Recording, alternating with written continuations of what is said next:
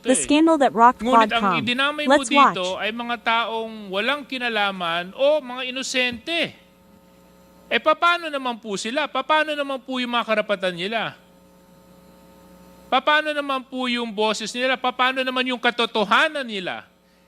Hindi pa po natin sila pahahalagahan dahil panghahawakan lang natin yung sinabi mong enlightenment mo? But they have their own rights too, Colonel Grijaldo. So, Colonel Grijaldo,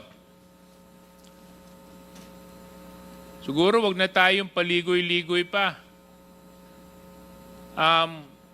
With the permission of Mr. Chairman, Colonel Grijaldo, you made some serious accusations here. In fact, so serious that it was even carried by our media news for almost a week, 2 weeks. And because of your accusations, you've tarnished the very reputation and integrity of the committee and the House of Representatives. Things that I will not allow dahil ito pong posisyon na inuupuan namin, ay ito po ay posisyon ng tiwala na ipinagkaloob sa amin ng taong nagtitiwala sa amin.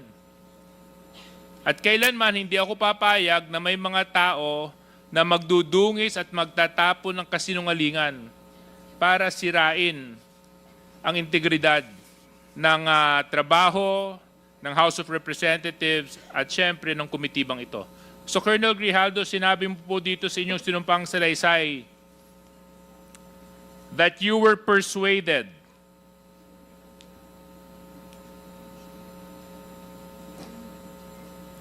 Your Honor, and you said,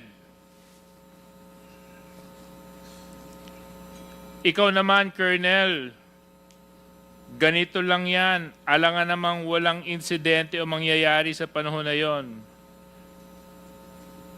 I answered that I served as COP, Chief of Police in Mandaluyong during COVID-19 pandemic, and there were less crimes committed and we did not receive any reward from anyone. I added that we only receive funds as additional MOOE support fund for the Peace and Order Fund of the LGU.